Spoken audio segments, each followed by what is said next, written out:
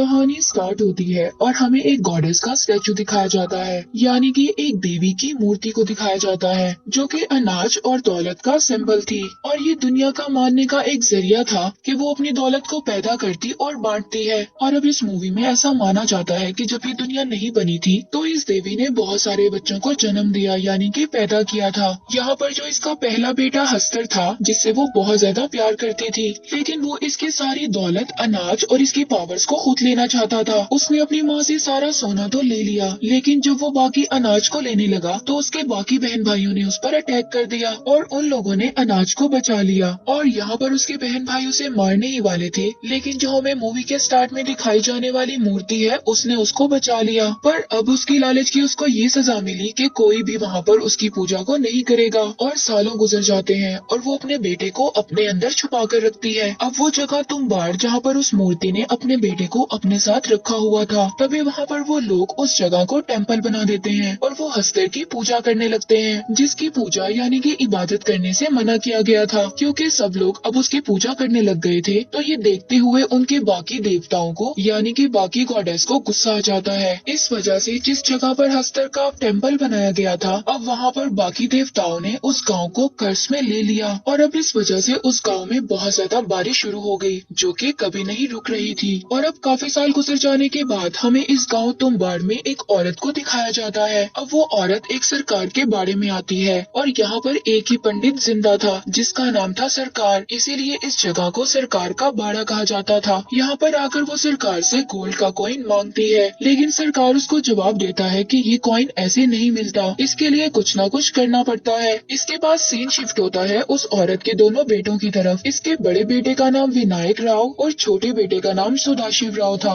और यहाँ पर दोनों बेटे अपनी माँ का इंतजार कर रहे होते हैं, क्योंकि वो रोजाना उस सरकार के पास जाया करती थी और आज वो काफी ज्यादा लेट हो गई थी। और यहाँ पर इसके दोनों बेटे आपस में बात करते हैं कि दादी को खाना कौन देगा। बेसिकली इनके घर में एक बुढ़ी औरत रहती है जिसको ये सब लोग दादी कहते थे, और उस दादी की एज बहुत ज्यादा थी और उनकी पूरी बॉडी बुरी तरह से खराब हो चुकी थी। इसके बाद उसके दोनों बेटे दरवाजा खोलकर घर के अंदर आ जाते हैं और थोड़ी ही देर बाद उनकी माँ भी आ जाती है। तभी उसका बेटा अपनी माँ से पूछता है कि क्या आपको गोल्ड का कॉइन मिला है। यहाँ पर सीन शिफ्ट होता है और उन सबको पता चलता है कि सरकार की डेथ हो गई है। वो लोग उस सरकार का फ्यूनरल करते हैं। इसके बाद वो औरत अपने बेटों से कहती है कि वो लोग यहाँ पर नहीं रहेंगे। तो आप सभी लोग जानते हैं कि ये कहानी हमें बहुत ही पुरानी दिखाई गई है। उस वक्त में गाड़ी या मोटरसाइकिल नहीं हुआ करते थे, तभी ये औरत अपने बेटों को दूसरे शहर जाने का कहती है। इसके बाद सीन शिफ्ट होता है और हमें दिखाया जाता है कि उसका एक बेटा दरख्त की टहनी पर बैठा हुआ था, तभी वो अचानक वहाँ से गिर जाता है और बहुत ज्यादा जख्मी हो जाता है। तभी उसका दूसरा भाई विनायक राव अपनी माँ को बुलाने के लिए जाता है और उसकी माँ उसको वैद्य के पास लेकर चली जाती है। तभी उसका बेटा विनायक राव से पूछता है कि अगर दादी को भूख लगे तो मैं उसको क्या कहूँ। तभी विनायक राव की माँ उसको कहती है कि उसको खाना दे देना, और अगर इससे ज्यादा वो तंग करे तो उसको कह देना दादी सो जाओ वरना हस्तर आ जाएगा। और इसके बाद सेम ऐसे ही होता है। और फिर अचानक से उसकी दादी उसको कहती है कि क्या तुम्हें खजाना चाहिए। तभी विनायक लालच में आकर उसके दरवाजे के पास चला जाता है कि शायद दादी खजाने का रास्ता बता दे। जब विनायक अंदर आता है तो दादी उसको कहती है कि सरकार के बाड़े में खजाना है। इससे पहले विनायक कुछ और पूछता दादी उस पर अटैक कर देती है और दादी उसको पकड़कर मारने लगती है और कहती है कि आज मैं तुम्हें खा जाऊंगी। और विनायक यहाँ पर उस नाम को याद करने की बहुत कोशिश करता है जो उसकी माँ उसको बता कर गई थी, और दादी विनायक को खींचकर उसके गर्दन काटने के लिए उसको अंदर ले जाती है।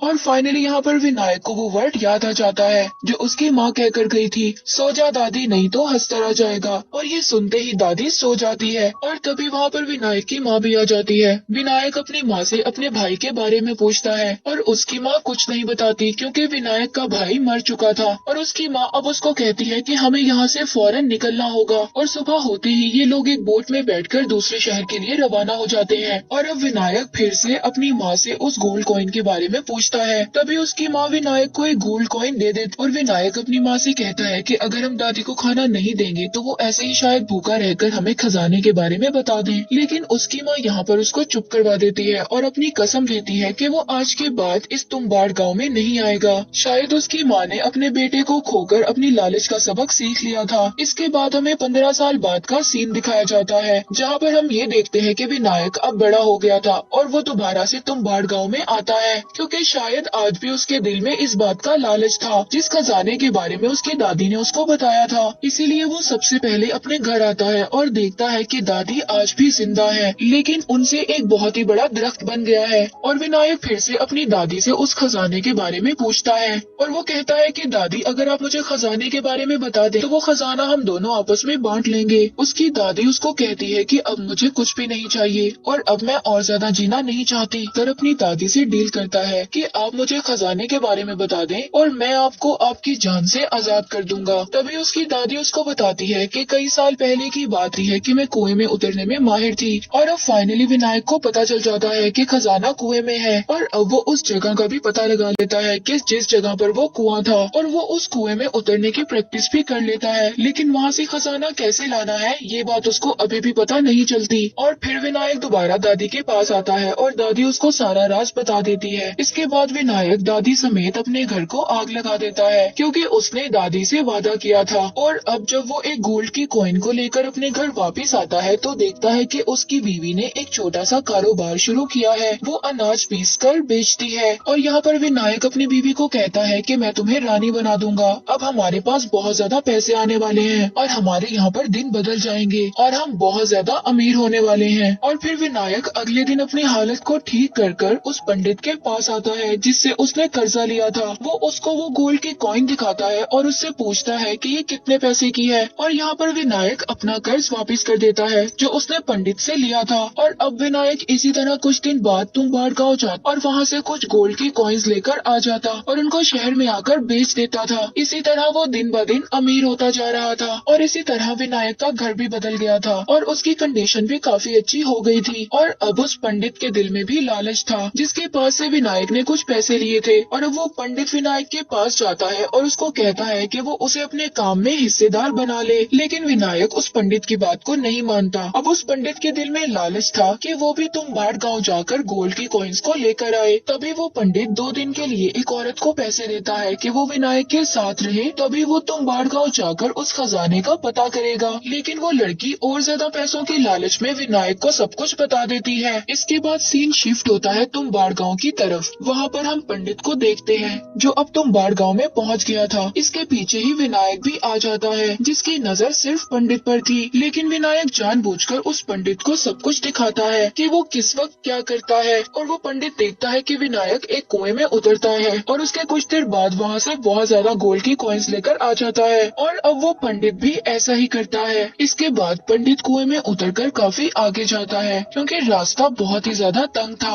और इस कुएं की दीवारें रेड कलर की थी और यहाँ पर साफ महसूस हो रहा था कि कोई सांस ले रहा है। और यहाँ पर पंडित एक छोटे से ट्रंक को देखता है। जब वो खोलता है तो उसमें एक छोटी सी आटे की गुड़िया निकलती है। वो जब उस गुड़िया को पकड़ता है तो तभी हस्तर को अनाज की खुशबू आ जाती है।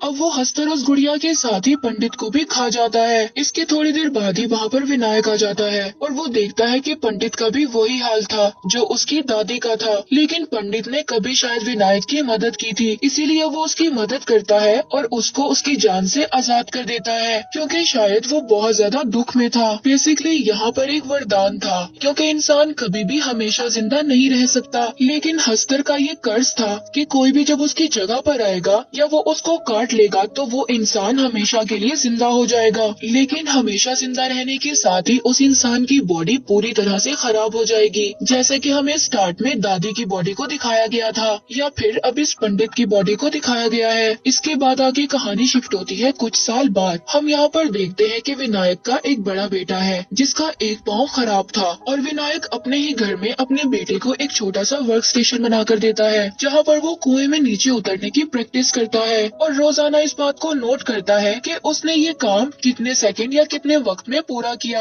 और अब यहाँ पर गवर्नमेंट ने उस गांव को अपने अंडर लेने का फैसला कर लिया था। और अब जब ये बात विनायक को पता चलती है तो वो बहुत ज्यादा परेशान हो जाता है कि अब वो कैसे वहाँ पर जाकर गोल्ड की कॉइन्स को लेकर आएगा, क्योंकि विनायक अब बूढ़ा होता जा रहा था। इसीलिए अब वो अपने बेटे को इस चीज की ट्रेनिंग देना स्टार्ट करता है। और अब विनायक अपने बेटे को लेकर तुम्बाड़ गाँव आ जाता है और उसको यहाँ पर लाकर आटे की गुड़िया बनाना भी सिखाता है और कहता है कि तुम आटे की गुड़िया में थोड़े से पत्थरों को भी शामिल कर देना, क्योंकि हस्तर खाते हुए काफी टाइम लगाएगा और चोरी करने में भी वक्त मिल जाएगा। अब विनायक और उसका बेटा जब कुएं के अंदर जाते हैं तो विनायक का बेटा अपने पास गलती से एक आटे की गुड़िया को रख लेता है, जिसे देखकर हस्तर वहाँ पर फौरन आ जाता है। इसके बाद विनायक और उसका बेटा ऊपर आ जाते हैं और विनायक अपने बेटे को डांटता है, लेकिन विनायक के बेटे ने वहाँ से एक गोल्ड की कॉइन्स को उठा लिया था। इसके बाद विनायक का बेटा कहता है कि हम हस्तर को एक ही गुड़िया देते हैं, अगर इसी तरह हम हस्तर को बहुत ज्यादा आटे की गुड़िया दें तो वो उनको खाने में बिजी हो जाएगा और हम बहुत सारा गोल्ड वहाँ से ला सकते हैं। और फिर अगले दिन विनायक और उसका बेटा अपने प्लान पर इम्प्लीमेंट करते हैं। इसके बाद विनायक और उसका बेटा बहुत ज्यादा आटा लेकर तुम्बाड़ गाँव की तरफ चले जाते हैं और वो दोनों उस कुएं के बाहर बैठकर बहुत ज्यादा गुड़िया बनाते हैं। और अब वो जैसे ही कुएं में उतरते हैं वो ट्रंक के इर्द गिर्द आटे का घेरा बना देते हैं, जिसकी वजह से हस्तर उनके करीब नहीं आ सकेगा और वो बहुत सारी गुड़िया को वहाँ पर फेंक देते हैं। और वो जैसे ही इन गुड़िया को फेंकते हैं तो जितनी ज्यादा गुड़िया होती है वहाँ पर उतने ज्यादा हस्तर आ जाते हैं, लेकिन जो उन लोगों ने आटे का दायरा बनाया था उसके पास हस्तर नहीं आ सकता था, क्योंकि उसका रीजन ये था कि हस्तर ने अपनी माँ से सारी दौलत ले ली थी, लेकिन जब वो अनाज लेने लगा था तो उसके भाइयों ने उस पर अटैक कर दिया था और उसके ऊपर इस बात का कर्ज था कि वो अनाज को अपने हाथों से नहीं ले सकता। तो यहाँ पर तो अनाज हस्तर को इंसान खुद दे रहे थे, तो वो इतने साल के बाद उस अनाज को क्यों ना खाता, और इसी वजह से वो उस दायरे को पार नहीं कर सकता था। और अब काफी रात हो चुकी थी। विनायक और उसका बेटा उसी दायरे में बैठ वो इस बात का इंतजार कर रहे थे कि जैसे ही गुड़िया खत्म हो हस्तर की तादाद भी खत्म हो जाएगी, लेकिन उनके पास एक और बड़ी गुड़िया पड़ी थी। अब विनायक उस बड़ी गुड़िया से छोटी छोटी गुड़िया बनाकर अपने बॉडी पर बांध लेता है, क्योंकि यहाँ पर दोनों में से एक का सेक्रीफाइस करना जरूरी था। तो विनायक इसीलिए अपने आप को सेक्रीफाइस कर देता है और अपने बेटे को बचा लेता है और अब वो खुद ब खुद उस कुएं से बाहर आ गया था। तो जैसे ही हस्तर विनायक के पीछे जाते हैं और इस घेरे से टच होकर सभी हस्तर मर जाते हैं और फाइनली ऐसा मोमेंट आता है कि यहाँ पर सभी हस्तर खत्म हो गए थे और अब विनायक का बेटा भी उस कुएं से बाहर आ जाता है। और फिर जब वो कुएं से आकर अपने फादर को देखता है और अब विनायक की भी वही हालत हो चुकी थी जो कि उसकी दादी और उस पंडित की थी। और यहाँ पर वो अपने बेटे को गोल्ड की कॉइन्स की एक थैली देता है। विनायक अपने बेटे से कहता है कि तुम्हें यही सब चाहिए था, लेकिन तभी विनायक के बेटे को उसकी कही हुई बात याद आती है कि हमें ऐसी जिंदगी का क्या फायदा, हम हस्तर के वरदान से जिंदा तो हो जाएंगे लेकिन ऐसी जिंदगी का क्या फायदा जो बहुत ज्यादा दुख और तकलीफ में हो। और यहाँ पर यही सब सोचकर वो अपने फादर की बॉडी को जला देता है। और इस मूवी से हमें ये मॉडल मिलता है, ग्रीड इज अ कर्स, लालच बुरी बला है।